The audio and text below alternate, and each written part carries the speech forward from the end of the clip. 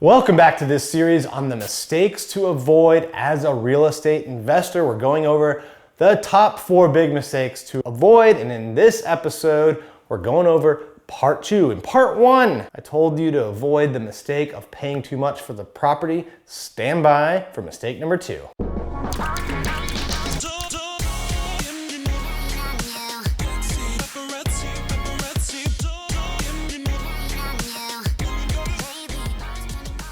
All right, so obviously mistake number 1, don't overpay for the property. Closely related to that, mistake number 2 to avoid as a real estate investor is avoid the issue of underestimating the cost and underestimating the time it will take to do the repairs, improvements, or the build, whatever the case may be.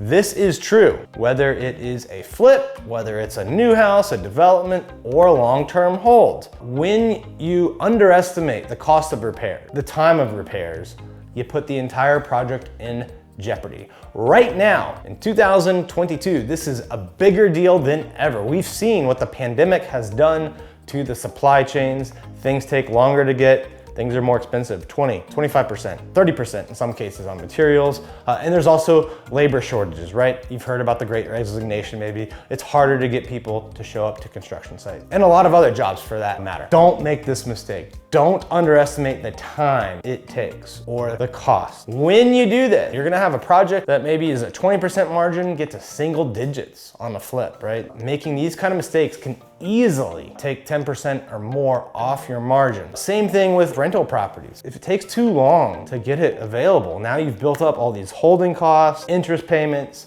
tax payments, without getting any income, and you're behind before the renter even ever steps foot in it. A lot of investors though will make these mistakes, right? Especially inexperienced ones.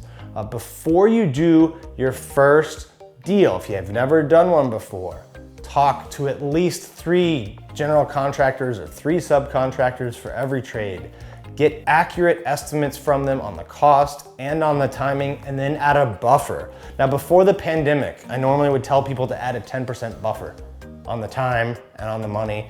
Now, I advise you to do 25% or more. That's how bad the supply chain crisis is. That's how bad the work crisis is. That's how bad inflation is right now.